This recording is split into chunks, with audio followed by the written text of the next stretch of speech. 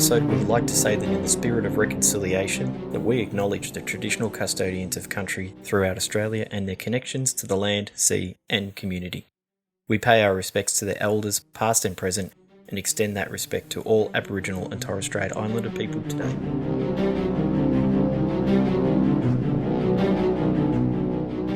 Thanks for joining us for another episode of Spaghettification podcast. I am Claire Kenyon, the Red Lip Dusto. And I am Marcus Gary, the Drunk Astronomer. And here with us today, we have Jack Line. Jack is a research associate at the Curtin Institute of Radio Astronomy and a member of ICRA and Astro 3D. He works in a group trying to detect the presence of the very first stars early in the life of the universe using radio waves. His main gig these days is trying to simulate what a telescope called the Murchison Widefield Array sees and comparing it to real data to help us understand what we're seeing. Jack, welcome to the podcast.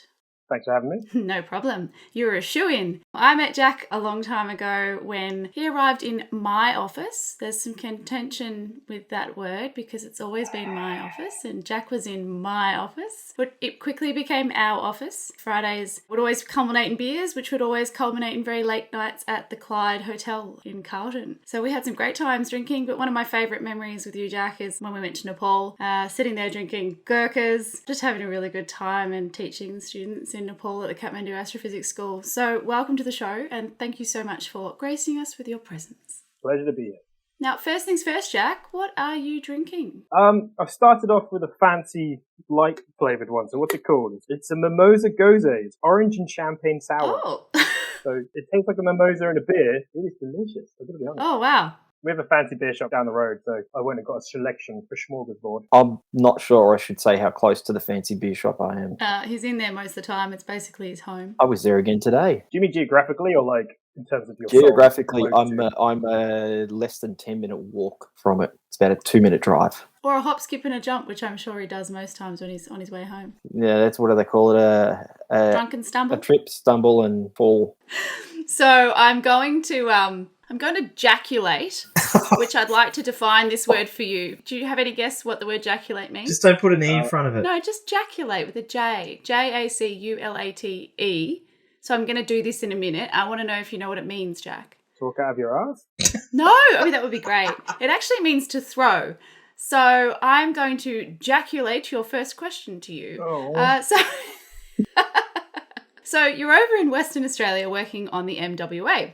And I'll leave you to say the entire thing again so that I don't muck it up. What is it? How does it work? And don't forget, we've got Mark, the drunk astronomer / 5-year-old drunk astronomer, in tow. So be as explainy as you like. Sure. So the MWA is the Murchison Widefield Array. And it's called an array because it's literally a collection of antennas strewn across the desert. So it's built on Wadri Yamaji land. It's in the middle of the Murchison area, which is like a county, I guess is kind of equivalent word of saying. It's like the size of the Netherlands, and there's about 200 people that live there. So there's no one there, and they've thrown down these antennas into the soil. Not just randomly, though. Quasi-random. Just getting into the specifics. There's a bit of a long story for why we need them. So to backtrack from the start, we do science in radio waves. So it turns out there's a bunch of natural phenomena out there that constantly emit radio waves. And the particular ones that we're interested in are literally around the FM radio band. So for people that care about the numbers, between 50 and 300 megahertz. But something like triple J's in the hundreds of megahertz. Oh, you memorised those just for this podcast, didn't you, Jack? I mean, we do outreach semi-regularly. We are paid by the public, so we're supposed to do this. We're supposed to know this stuff.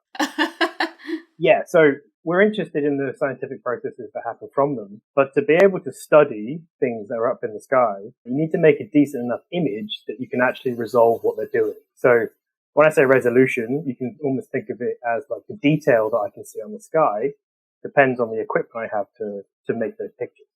So traditionally in astronomy, you may think of sort of optical astronomy, where you build a telescope. The very first principles, it's basically a massive lens, and that lens focuses light from a distance into a point, and then you can make an image from that point of focused light. So the tricky part of it comes that depending on the wavelength or the type of light that you're looking at, you have to make a bigger and bigger telescope to be able to see the same piece of detail.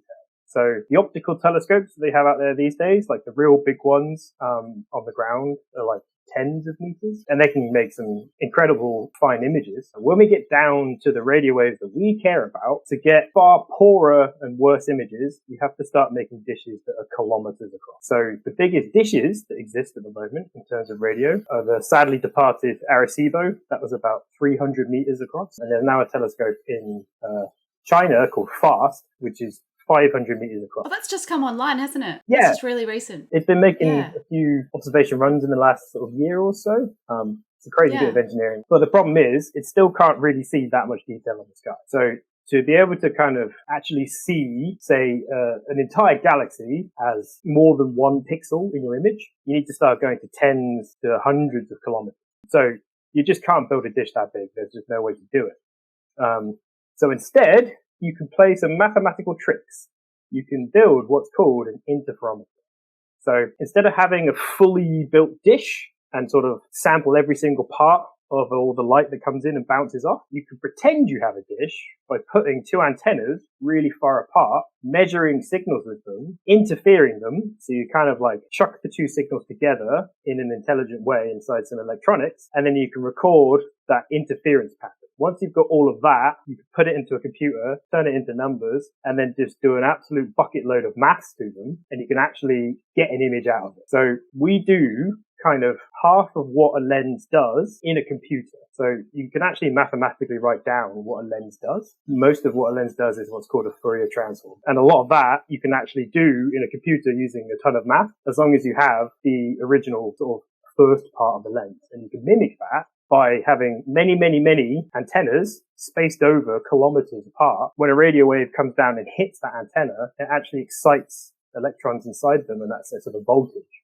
So we actually record the voltages that are coming out of the antenna, turn that into a digital waveform, stick it in a computer, do a ton of maths to it, and you can recover an image from that. Did you know, like, in the 7 years I've been trying to finish my PhD, and in the several years that I spent in our office. I thought it was your office.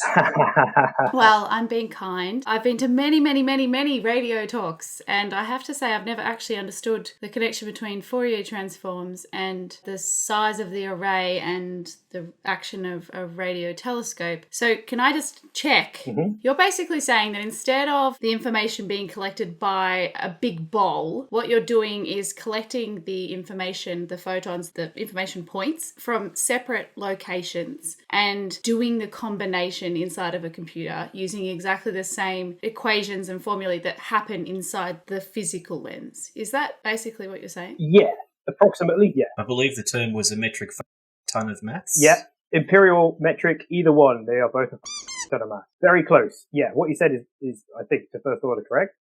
That's all I work to, Jack. Yeah. We are still, in a way, measuring photons, but we're measuring the effect of the photon. Sure, with a voltage, yeah. You have to know how far apart your antennas are and the direction of that separation. Yeah.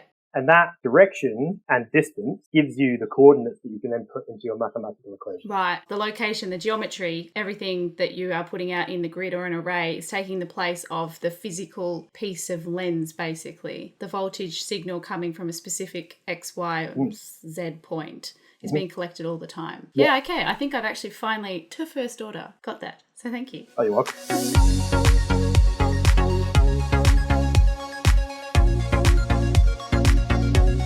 So, Jack, what's the Ska? I mean, is it like my Real Big Fish record back there? Is it that kind of Ska? Or is it something different? Now, there's no trombones, unfortunately. There might be dancing when it finally gets turned on. But no, it stands for the Square Kilometre Array. The SKA is kind of the next generation of interferometer. So there's actually two telescopes that are going to be made. The one that we probably care most about in Western Australia, is being built in Western Australia, is Ska Low. It's called Low because it's low radio frequency. But really, it works on exactly the same principles as the NWA, but just on steroids. So it's probably going to be about 60 kilometers across. That'll be the biggest distance between the antennas. And there's going to be something like 130,000 antennas. Sorry, can I just check something? The Square Kilometre Array is going to be 60 kilometres. So the longest distance across, right? So like when you then turn that into a square kilometre, like it may actually be in square kilometres. I'll allow it. You know what I mean? All right. Like any good telescope, when they named it, they originally had a certain amount of funding, and then by the time they got towards actually building it, things change. It costs more. Whenever you build things, it always costs more than what people say. Yeah, and then the politicians go, actually, you can't have that much money. Bye. But aside from the politics, what it is so the MWA is made out of these pretty small, like literally about 0.3 meters, so 30 centimeters tall about. They're these little kind of dipoles. They almost look like spiders in the desert. They look very cool. Whereas the SKA is going to be built out of these 1.5-meter tall Christmas tree looking things. The technical term is a logarithmic dipole. Oh, I like Christmas tree better. Bunches and bunches of these things that look like metal trees are going to be in clumps, which helps us with imaging and science. But there's going to be about 130,000 of them in the desert, spread over about 65K. The reason you want more is it means that you have more collecting power, which makes you more sensitive so you can see fainter signals. And the reason you want it bigger is the bigger you go, the finer detail you can see on the sky. So really it's just bigger, better. It should be faster because they're actually relying on something, I think it's called Moore's Law, about computing power, kind of just goes up with time, almost in a straight line. So they know that they're going to need a certain amount of computing power by the time they switch it on. So they just assumed that computers would be better by the time they built it. Because, as I was saying, you kind of have to do all this maths just to use the telescope. These modern interferometers are as much software as they are hardware. You actually have to kind of in real time do a bazillion calculations. So internally, the data rate inside the SKA is going to be around 100,000 times faster than your average broadband speed. Kind of like, you're going to have like the traffic of about the entire internet as well. Sorry, is that the government's NBN or is that I the think that's the Australian global version average. of NBN? Because that's not good.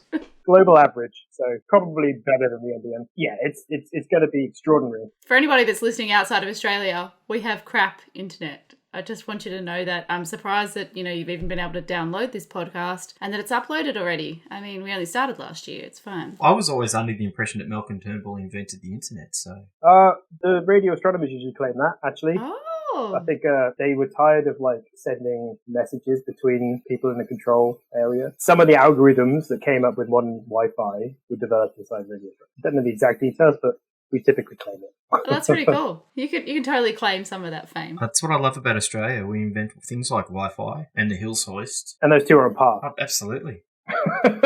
Definitely. Can I jump back to the square kilometre rate bit again? Because, Yeah. the 5-year-old drunk astronomer in me is always when I've heard the term square kilometre array, I've always gone, it's a square kilometre. Because I'm like, my day job in the world of architecture, I go, okay, it's 1,000 metres by 1,000 metres. That's a square kilometre. That's how big it's going to be. And then you just said 60 kilometres from one to another. That's a lot bigger than 1 square kilometre. That's like 60 square kilometre array. It's probably more towards the collecting area itself. Yeah, so it's not the footprint. If you drew lines around and connected every element inside it, that area would be bigger, but it's kind of like if you measured across each antenna and summed up how much collecting area they actually have. Oh, okay. It's just big. It sounded cool in an acronym. Pretty much in astronomy, if it sounds all right, you make an acronym out of it. Even if it sounds terrible, sometimes they make an acronym out of it. I tell you what, though, it's a better acronym than that Nemo one. Oh, there's one called Gadzooks as well. There was one called Gadzooks. Astronomers are so famous for being either really boring, like the Very Large Telescope, or really reachy, like Gadzooks. That's just trying too hard. It's like, we don't want to be too boring, guys. Let's be ridiculous. Do you remember what the successor to the Very Large Telescope was? The bloody large? The Extremely Large Telescope. Oh, the Extremely Large. Oh, the ELT. The ELT. We've got a telescope and it's bigger than the Very Large one. What would we call it? It's extremely large. Yeah. I've given up. I've started stopping acronyms. I now name it after something that I think is cool. So I made some software recently, and I named it after a pagan god called Woden. Woden, yes, of course. Yeah. Awesome. No more acronyms. Someone will acronym it, though. So we've talked about the MWA and the SKA, or as Mark calls it, the Ska, but I wouldn't worry about Mark because he calls Mare on the moon Mares, so it's fine. But anyway, What sort of things can you see, I suppose see is the word here, with the MWA and SKA? So what are you actually looking at? Good question. Thank you. I worked on that one. There's quite a broad range of things. The first kind of like obvious thing that you see when you point a telescope like this at the sky is active galactic nuclei. Something that's probably fairly near and dear to your heart there, Claire. Eyes light up. We think there's we know that there's usually a supermassive black hole at the center of a lot of galaxies. And as matter starts falling on towards them, you get what's called an accretion disk. So all this stuff sort of starts spiraling in like it's going around a plug hole. And while it does that, it gets really, really hot. And all kinds of interesting stuff happens when you get hot material going in a circle. So the reason we can see them in the radio wave is that when you make all of this material hot, you kind of split it up so that you have positive and negative freely moving. And when you move something that's positive and negative around the circle, you typically generate magnetic fields. And so when you have real strong magnetic fields and stuff that's getting really hot, you can end up kind of shooting all these particles out into space. And when you have fast moving particles and near a magnetic field, they kind of end up spiraling around them. And that spiral causes what's called synchrotron radiation. That radiation, the frequency of it, just happens to be in the radio regime. So along with AGN,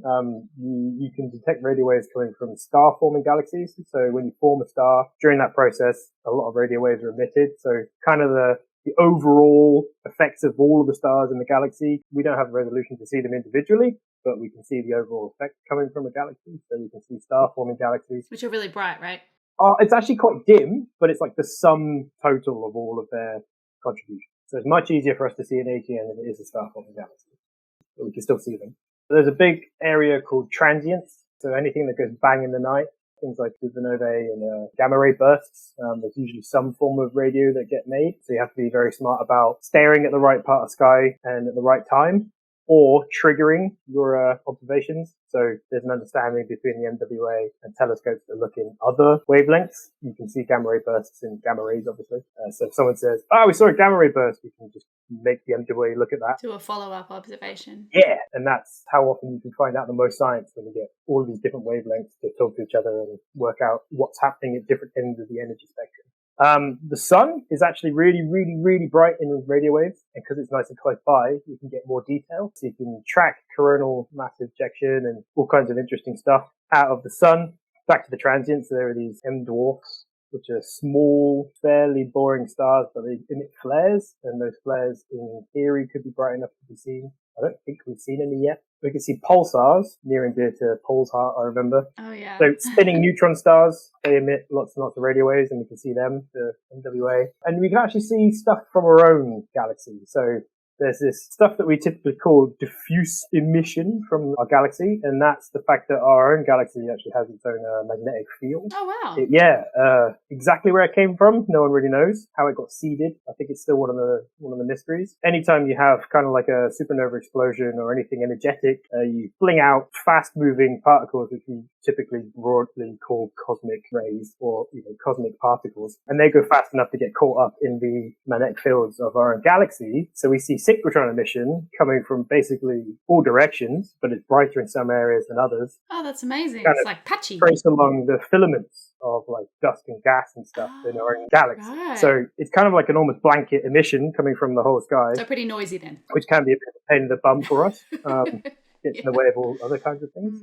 And supernova remnants themselves, they glow in the radio. If you look along the galactic plane, there's a concentration of the leftovers of exploded stars, and they glow in radio waves, and they look really pretty. You can make some really nice looking images of radio, and there's all kinds of interesting science. I'm sure I've forgotten some, so apologies if your favourite science wasn't on there. So your stuff, Jack, what are you working on just generally and more specifically? What are you using the MWA for? Right, so I'm part of a group that is looking for the signals from the very first stars that ever existed. Wow. So this has been like a decade, more than a decade now, long project, because it's a very, very difficult signal to recover.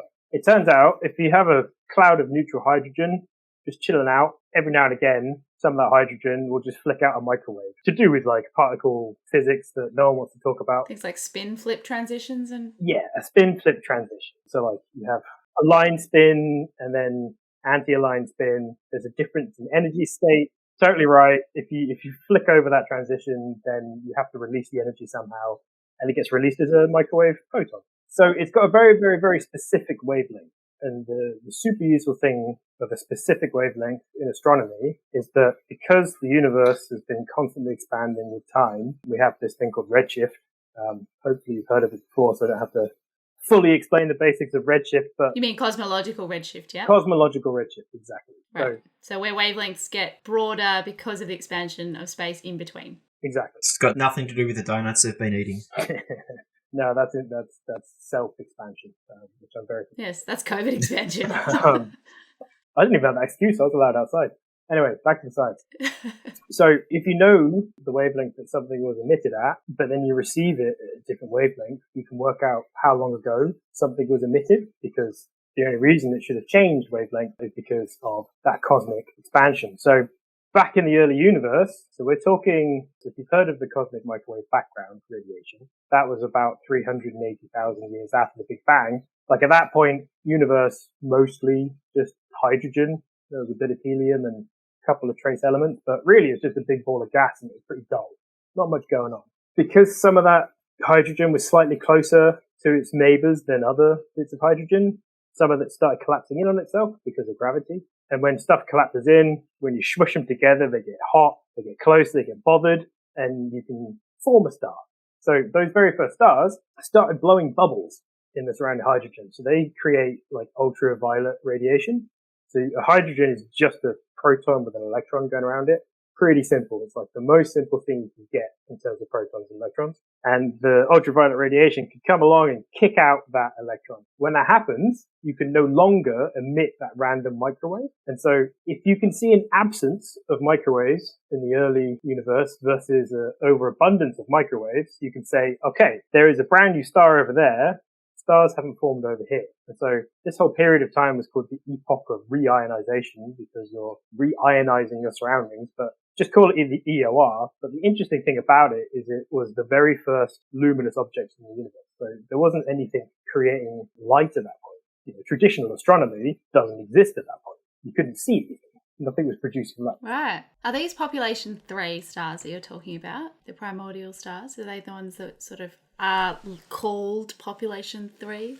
Yeah, because astronomers are stupid. Yes. Population 3 are actually younger than population 1. Go figure that one out. But these are literally the very, very first stars. That makes sense to me, population 3 being younger than population 1, because they're after it.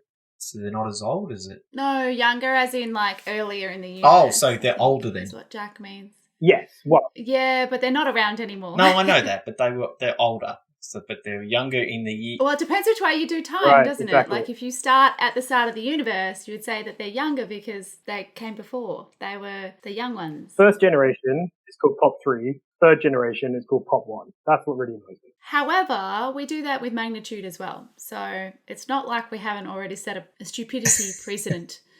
Oh, yeah, no, astronomers are terrible at most of it. It's really bright. Let's make it a minus. Yeah, no. It's bright. It should be like 100. Yeah, right. 100 is brighter than I can 1. hardly see it. It's about a 5. Yeah, so all of that other science that I rattled off earlier about all of these other amazing things you can see out in the universe, they're all massively, massively brighter than the signals that come from the very, very early universe. Unless you do some really, really, really, really smart analysis and literally just delete all of that stuff out of your data, you can't see it. No one's directly observed the epoch of reionization before, and it's a massive chunk of our cosmological model. So disclaimer, there is a claim that someone has measured the effect of the EOR using a single antenna. It's kind of like probably true, but no one fully believes it. But take it essentially that we've never actually fully verified, because only one group has ever seen it, the first stars existed and when they switched on and how many were there. We've not actually been able to quantify where, when, and how. So that has huge implications for things like the effect of dark matter, or how does matter interact in these early times. We can't fully verify all of our big models of how overall everything works, because there's this huge blank spot between the CMB, that cosmic microwave background radiation, the earliest thing that we could ever see, and essentially until all that hydrogen got ionized, you couldn't have freely moving light, so you couldn't see anything. So up until a redshift of about 6, so we're at redshift 0, keep going back in time, you go up in redshift, you get to about 6 and everything's ionized. Between that and the CMB, we can't really see anything. There's this huge gap, which is often called the dark ages, where we don't have any observational evidence of what happened at all. The reason we're looking for this is we have this huge hole in our observational knowledge where, if we found something that completely disagrees with the theory, it's fun times. We can just start going back and destroy all our theory and try and come up with some new things. So we're trying to poop the party for the theory. Did you know Sidereal Trading have a strong emphasis on quality products and service-oriented sales and technical stuff? But wait, there's more. Sidereal Trading's key strength is their ability to work closely with customers to achieve the results they desire. So whether your interests lie in nightscape photography, panoramas, wide-field Milky Way or deep sky nebula and galaxies, Sidereal Trading can supply the astrophotography equipment you need and a free set of steak knives. Visit www.siderealtrading.com.au. Steak knives not included. I was Google stalking you and I came across a document that talked about a window into the universe. How do you build up the image of the window into the universe using radio astronomy? Ah, that one. Was that from the monthly media? Right.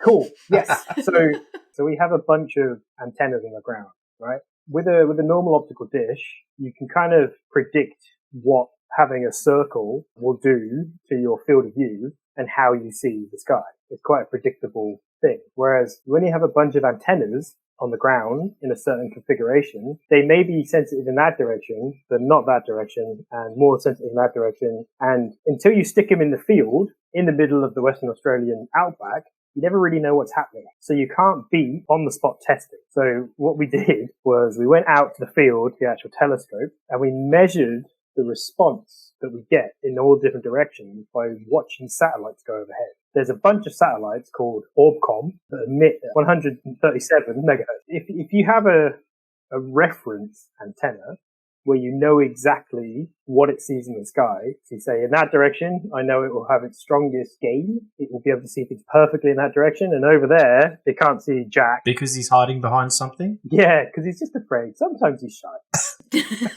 If you know exactly what this reference antenna is going to see, if you make it observe exactly the same time as the MWA, the thing that we actually want to test, then you can basically divide out what the atmosphere is doing to your data, any kind of effects that are coming from the satellite itself passing over. And as long as you stare at the sky for a couple of months, which is what we did, eventually you have enough passes of these satellites that they build up a picture, slice by slice, of exactly what your telescope sees. So we actually used the problematic OrbCom satellite passes because they just block out all of the science that we can do with that, and then just checked that our models of the telescope were actually true. Because we assume that every single, we call them tiles in the MWA, so you have a 4x4 grid of antennas. They're basically these little squares. We combine those 16 antennas into one kind of receiving element. We call that a tile. We assume that every tile should be exactly the same, and there's 128 of them. But these things obviously are built on real ground. They're in the red dirt. They have random bushes around them, and there's a lot of circuitry that can be going wrong. And the Western Australian desert is not a hospitable place. In the winter, it gets super cold. In the summer, you're at 50 plus degrees. Kangaroos knock bits off them every now and again. Ah, pesky kangaroos. Used to have a lot of problem with cows, but the cows have been moved now. So unless you go out there and actually do these measurements, you never really know what you're seeing. So if you don't know what you're seeing, you can't do accurate science. So we went out there to just double check, and pretty good. The models were pretty good. That was a good conclusion.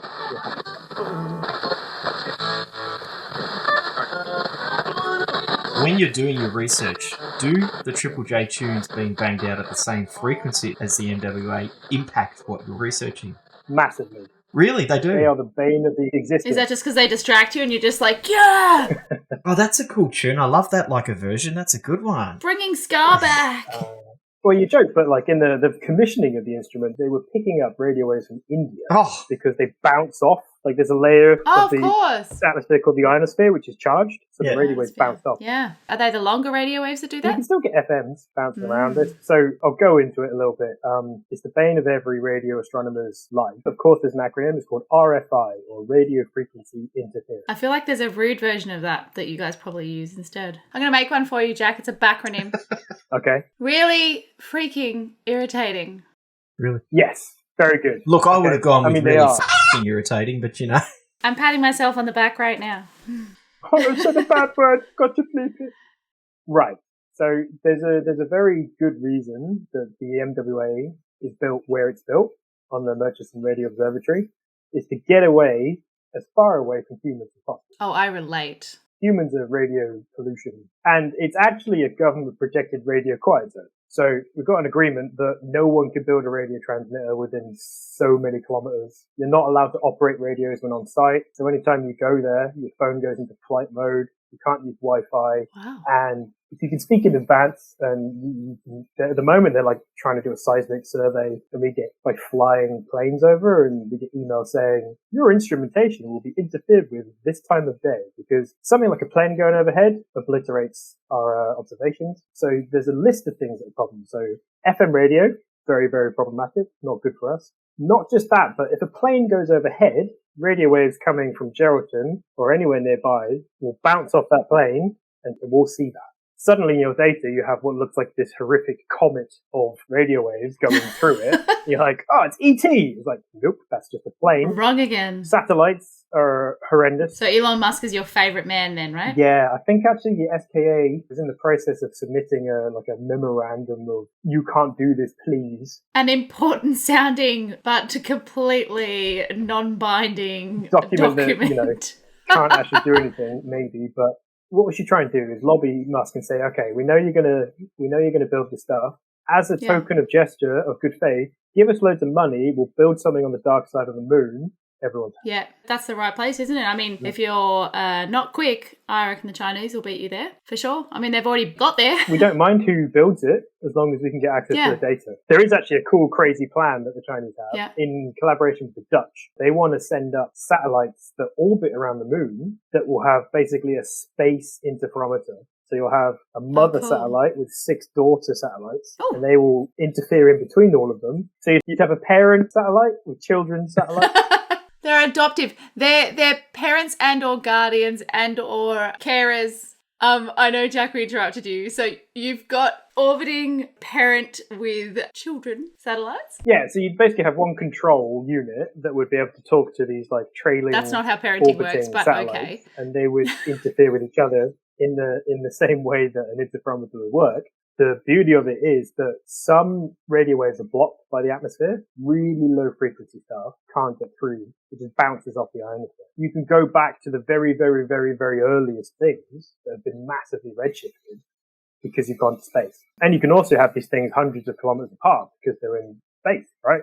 So you'd have this amazing resolution, access to radio waves you can't see on the sky, and guaranteed we'd find something where we're like, what is this?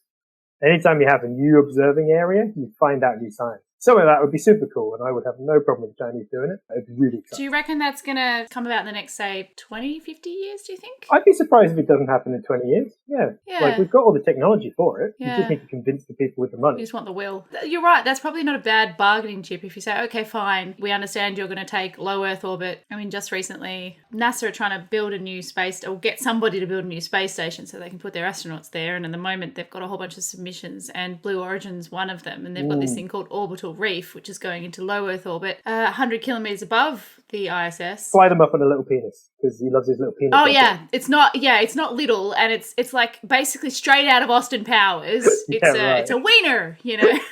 I've never seen something so phallic in my life. That's brilliant.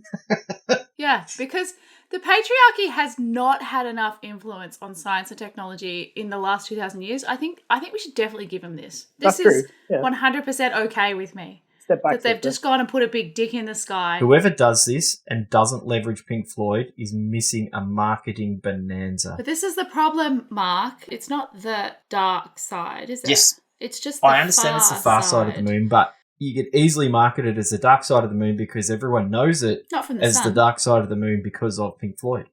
Like that's a marketer's dream right there. It's dark in terms of radio waves. You can still call it dark in terms of radio waves. 100%. You're just being light racist. It's not about optical, it's about radio waves. And it is dark in terms of radio waves. Such an EMW racist. Yeah, exactly.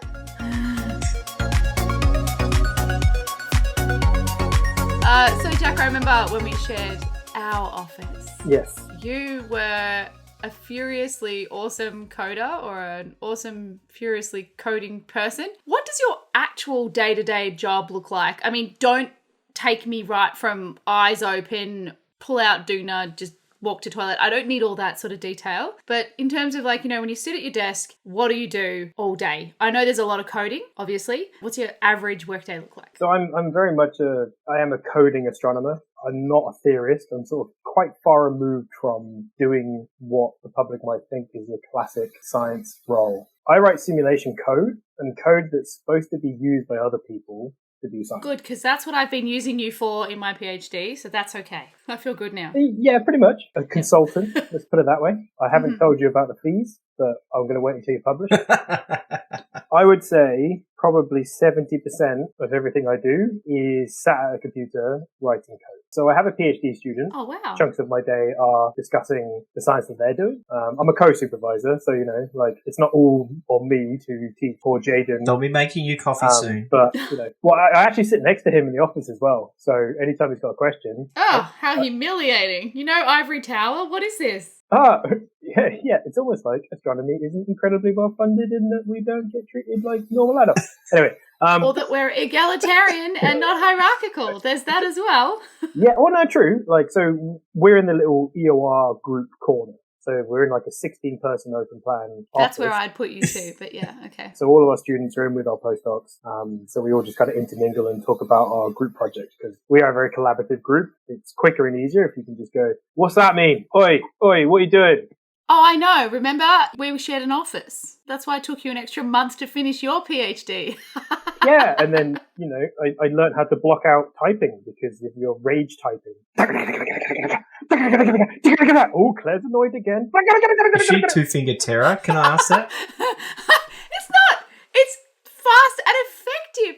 It's not rage. It's Or she, type properly? Oh, just, comically loud. fast. So the kind of project that I work on, the whole interferometer thing, like I said, half of the whole thing is all about maths. Turns out the first half that the instrument does is actually quite straightforward to mimic through code. The problem is it's huge amounts of computation. So it's lots and lots of very, very similar calculations that you just have to do with slightly different inputs over and over and over and over again. I didn't think this was a technical term when someone first said it, but apparently it's technical. This type of problem is called embarrassingly parallel. Oh, yeah. I use that in Cloudy. MPI, embarrassingly parallel. Yeah. There's kind of two ways of doing computing in general. There's what your normal computer would do, which has a CPU, a central processing unit, which is called serial processing. Say if I wanted my computer to do a times table for me, I would give it a function that says, okay, if I give you this number, times it by 7, and then I'd say, here's 1, it would give me 7 back. Here's 2, it would give me 14 back. I'd do that. So on, so on, and so forth. What you could do if you have, say you wanted to have the times table, you could use something which is called a GPU.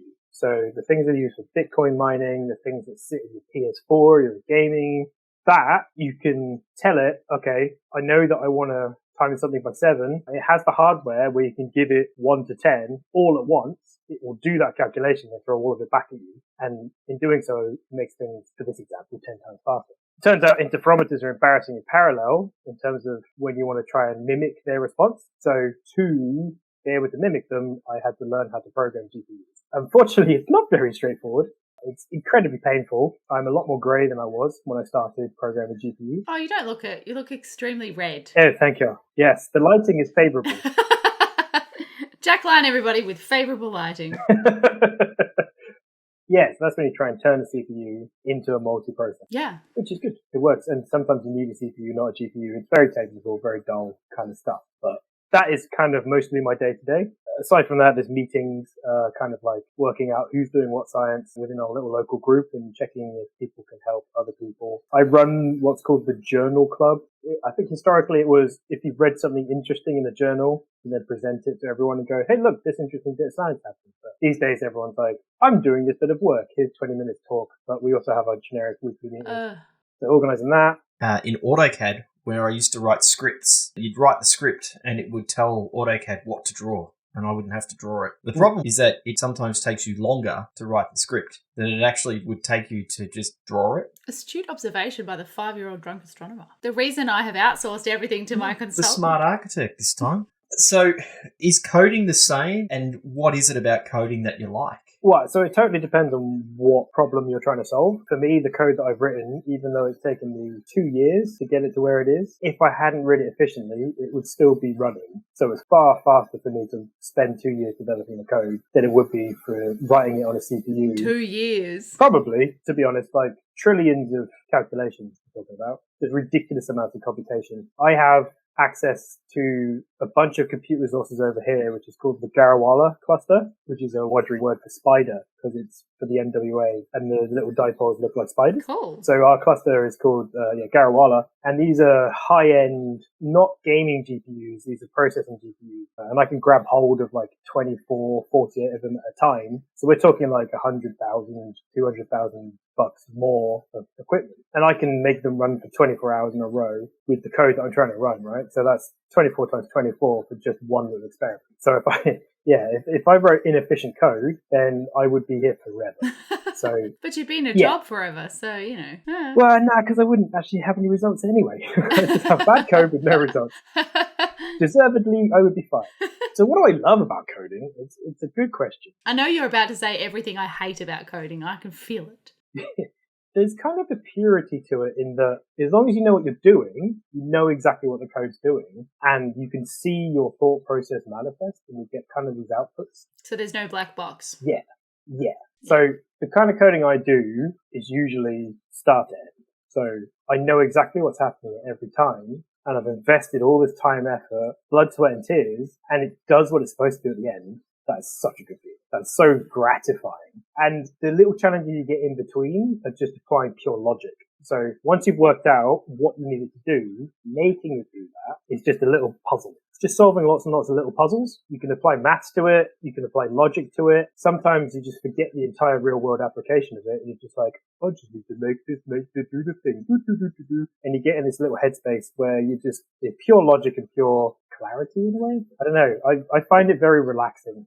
Don't get me wrong, there are times where I want to punch my hand through the screen when you get compilation errors, when the computer just literally just doesn't tell you what's going wrong. It just goes, no, I don't know. No. And because you've asked me to do something impossible, I'm going to stop you doing absolutely anything. Yeah.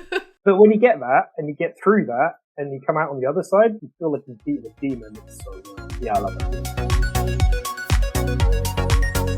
Science is great, but sometimes the story behind people is actually more exciting or more interesting or potentially just parallel interesting, embarrassingly parallel. Tell us about your path to where you are now. So I know how you got to WA, it was on a plane, but apart from that, tell me about your journey. I guess it started with my undergrad. So I went to Durham University in England. So spoiler alert, I'm English.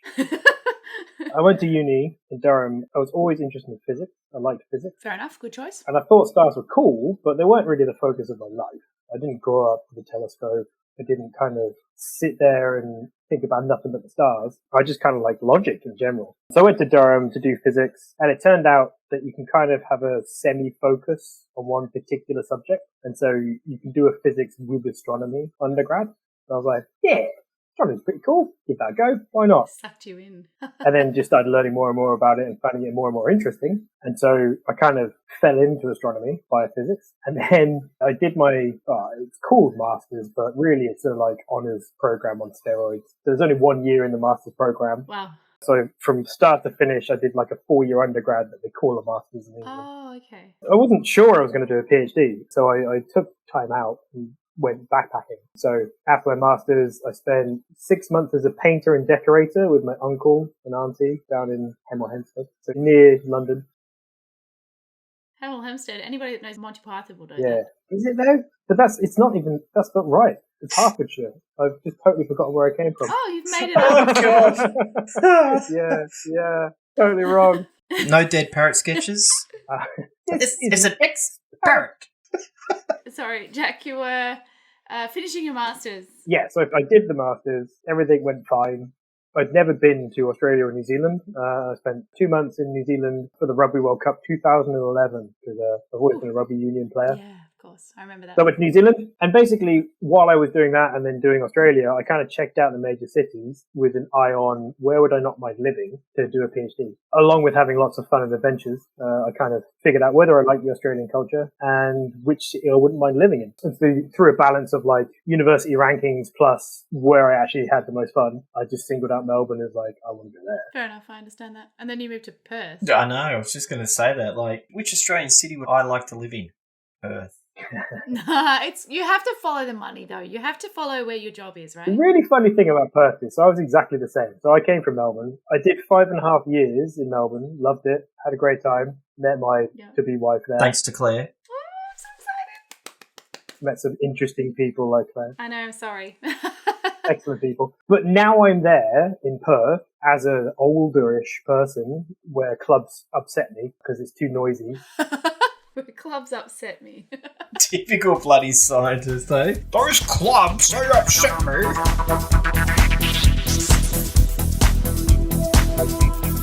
I was going to play the foolish man and go, what astrological topics really excite you? Just to see your reaction. Silence. What astrophysical topics really excite you? Now we'll get a response. Don't acknowledge that word. That word is a dirty word.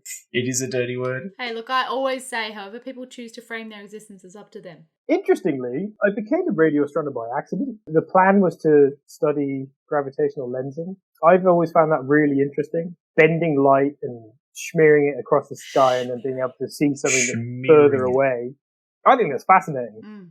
But now that I'm into interferometers, I've kind of leaned away from science itself. I'm more of an instrumentation person now.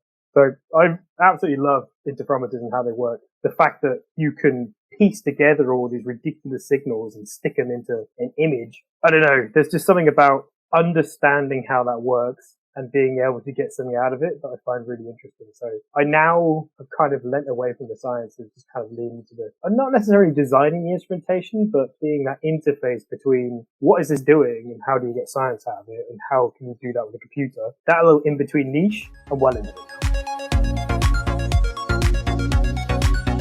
What, apart from beer and talking to us, do you get up to when you shut your laptop for the day? So I have a bike now. Like a push bike? I want to ride my bicycle. Yeah, so a bicycle. I'm too old and broken to play rugby union anymore. Really? I can't do it. Oh, that was your thing. So yeah, I've got a bicycle. So at the weekends I'll go on a river loop. I mean, it's a mountain bike, so it's not really designed for the roads. So I'll try and do 50k. Oh, cool. I'll just get out and about and just look at the awesome nature that's just on my doorstep. Yeah, you're definitely old. Do you off-road it? Do you do proper mountain biking? No, I really need to. Yeah, bring it to Melbourne. I've got friends that do it. The one thing that's putting me off, right, is that, so my back is now in the state where 2 weeks ago we were having a picnic with some friends and we ended up kicking a footy, an AFL ball around for half an hour. And yeah, I'm 3 weeks into the recovery of my back from that one kick. Oh dear. I can't run or kick, it turns out, because I go into spasms. Listen up, kids. Don't do drugs, stay in school and don't play rugby. There's a mountain bike course about half hour from me that they used for the Commonwealth Games in 2006 and one of the tracks is called Aneurysm. So probably best not to go down that. I mean, that sounds so much fun and I would love to, but yeah, I would break myself. So I do have to bubble wrap myself slightly. So cycling? So cycling, I'm well into the Star Wars Lego these days. How good is Star Wars Lego? So whenever the budget allows, I will get myself a big one. Wedding present organised. So I've actually got the Republic gunship waiting for me in the kitchen that I bought recently. I mean, I've got a big old collection in the front room. I've got the big Millennium Falcon. I've got the big Star Destroyer, and then just a bunch of little ones. It's a retirement fund because they just keep going up in value as well. They do. Wow, good to know. It's thousands of dollars I've got now. Actually, it's pretty terrifying when you actually total up how much money I've spent on Lego. I've got a good friend who's big on Lego. I'm so embarrassed and excited all at the same time. So Lego and bicycling. Yeah, I'm pretty exciting these days. And beer. No, what? I've got a good friend who's very big on the Lego. He's an astronomer as well. And he loves his Lego and he collects all the different types of Lego. And I'll get a text message from him and he goes, look what I got today. And then 6 hours later, he's built it already. And he just adds it to his collection. He has a wall behind his door with just Lego men or Lego people. Oh, wow. All the different types of Lego people. I find that creepy. Behind a plexiglass on it and everything. And do they wave slowly in the wind? So, Jack, I am well aware through clandestine conversations with you via text in the last few days that you have in fact done your research and listened to at least one episode, that one episode being the Paul Lasky gravitational waves episode. So you are fully aware that coming up is a spot quiz.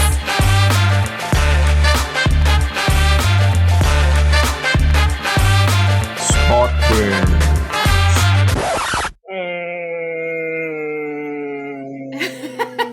However, did you listen to the second interview podcast? No, I did not. That is excellent. Awesome. Because you will not have any clue about the theme. Thank God he didn't listen to episode 2. I know, he would have worked it out. What a shame. He's half a researcher, mostly instrumentation, doesn't do all his background. I have a life. I have other things to do. Right. Okay, that's fine. So, Jack, because your name starts with J, we have decided we're going to ask you something that starts with J. And so this week's Spot Quiz is all about jargon. Are you ready? Sure. That's exactly what Mary said. Turns out she was only half a point more ready than Paul. Yes. So he'll know because he's listened to Paul's. So Paul got 1 and she got 1.5. So question number 1, if you think you're ready. If you were driving along and you saw the berries and cherries, what would be an appropriate course of action? The berries and cherries, is that what you The said? berries and cherries. You're driving along, you see the berries and cherries, what would you do? I mean, they're kind of reddish, so I would stop. Why? Because there's a red light. Don't think he can have that one. Half a point No. back? No. He can have No. half. Because, literally the answer is pull over. Yeah, but why though? He said red light. No, but that's the half. He said red like an light. He didn't say ambulance. Oh, police. that's right. I didn't know It's the that. police. He can't have a half a point for that. Police, right. Yep, no, I didn't know that. Give me nothing. It's such a hard taskmaster. That's fair enough. I didn't know it. Berries and cherries, red light. I love it. He's so different to Paul and Mary. Like, they were like, no, I want the point. And he's just like, oh, no, that's fine. I was wrong. I don't get the point. It's fine. I know how to be wrong, says Jack. Yeah. You're wrong. You're wrong. All Agree right, with it. question 2. A gradual change of one shade from dark to light in a fabric or hair is known as a pombre, an ombre, a sombre, or a tombre. That's not made up, is it? A tombre. Who knows? No. I'm sorry, Jack. 0 from 2. It is known as an ombre. Also known as dégradé. Ombre is the gradual change of one shade from dark to light in hair or a fabric. So you've seen that kind of like light to dark shade that they do. An ombre? I thought that was just like a dude. So you're 0 for 5, Jack. Come on. Yeah, I'm not surprised. Come on. 0 and 2. I'd like you to be like, hey, Paul, I'm beating you. Yeah, but you asked me about fabric. I'm in trouble. Strike 2. Okay, but this one's about cricket. Okay, if you're batting in cricket and you perform an agricultural shot and the ball goes to cow corner, what has happened? I love it. Good old cow Agricultural corner. means that you've swung for the fences, essentially. And if it goes to cow corner, oh, Christ, this is Australian. I don't know, you've massively swung for it. It either means you've got a 6 or it's gone to the keeper. I'm gonna guess. I'm gonna say you've done a horrible shot, but you somehow hit it and you've got a 6. So you're right. It's a crossbat shot where you're swinging across the line and you're hitting it out to cow corner, where you basically, your footwork doesn't matter. You're just swinging at the ball and hitting it. Swing and hope. Swing and hope. It's called a crossbat shot. With poor technique or no technique. Poor technique or no technique. Deep mid wicket to wide long on. It is not considered a legitimate shot. It is a bowler's shot. And I reckon Paul is sitting back going, why the F did you not ask me this question? Because I reckon he would have got this one right. Oh, that was a cheap shot, that one. Wait, so me saying you get a crappy shot but you somehow hit it isn't correct? No, you're swinging across the line. You hit it into mid-wicket and wide long on. It's a place where nobody deliberately aims anything. Yeah. I'm going to give you 3/4 of a point because, first of all, it was a double-barreled question. You got half of it right anyway. And you got half of the second part right. You kind of got the whole non-deliberate thing correct, but didn't necessarily point out the exact place. So I think, Mark, we're going to go for points. I'm okay with that. Yeah. 0.75. Yeah, it's not artificial at all. Yes. Generous, and I'll take it. Oh, no, you were very humble before, so we're okay with that. So you still have a chance to take the lead. Question 4. What is a jack line? We're not used to describe you. Oh, I knew he'd know this. it's like a knot or like a fixture on a boat. It's like something to do with a rope. I knew it. I knew it. Damn it! I thought that would actually get you. I'm just like, I thought... Nah, I knew. I wasn't going to tell you, Mark. I saw your Who question. hasn't Googled their own name? I was going to message you back and say he would know this because A, into boats, and B, name Jack Line. But I didn't because I wanted him to get a point. I understand that, but most people don't associate their name with terms. Well, yeah, that's the problem. There's a level of narcissism in there. Definitely a level of narcissism. Absolutely I narcissistic. Google my own name and I don't exist, apparently. I'm a not. Yeah, so tell him what it is, Mark. You've Googled your own name. Oh, who hasn't? A Come jack line is a rope or a wire that is strung from a ship's bow to at the stern to which a safety harness can be clipped. So at least it's useful. Jack, you are 100% correct. That's one whole point to you. He's in the lead. Oh, Mary, Paul, I'm sorry, Paul. I'm very sorry, Paul, because, you are in the bottom. Right, so final question. We were harsh. Number 5. Jargon or jargoon is the name for zircons of sufficient quality to be cut into gemstones, but which are not the typical what colour? Even I'm looking at this going, what the hell? So zircons are normally this colour, So I've just got to choose a colour. but we call them jargon or Right. jargoon when they're not this colour, but they're actually still okay to be cut into gemstones. That's a cracker to finish on. They're supposed to be blue, but they're purple instead. Incorrect. They're supposed to be red. I love the confidence. Zircons are actually red. Right. And the best part about zircons is everybody confuses them with cubic zirconium, which they are not even slightly related to. But yeah, so... That is the best bit, you're right. Yeah, of course. Zircons are typically red, so a yellow red or a brown red. They're called hyacinth or jacinth, which is Persian, which is gold-like for zircon. But zircons that are not red, which are these jargons or jargoons, are clear or yellow, or they could be anything else really. Sometimes I think they're green. So yeah, there you go. It's a bunch of jargon. Okay. How about that? So actually, Jack, 1.75. He's leading. How do you feel? I feel lucky and also embarrassed for the scientific community. 1.75 is the pinnacle so far. It could have been half a point for the Exactly. berries and cherries because I was happy to do that, but you talked yourself out of it. No. And I think 0.75 is probably generous for the cow corner one, so I'm happy. No. You were pretty close with that. I mean, I've got Lasky. That's all that matters. You got Lasky. Lasky's going to come back with a vengeance. He's going to I need to take this top spot back. Jack, thank you so much for joining us. And we really, really appreciate your time today. Yeah, awesome. Thanks for having me. We're going to build some Legos. Thanks for listening and supporting us as we continue to learn on our podcast journey.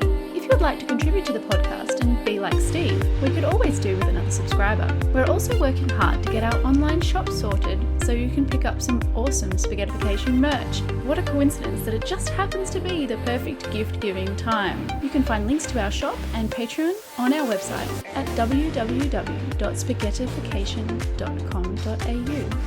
If you'd like your business featured on our episodes, hit us up at spaghettificationpodcast@gmail.com or follow the links to contact us through our website.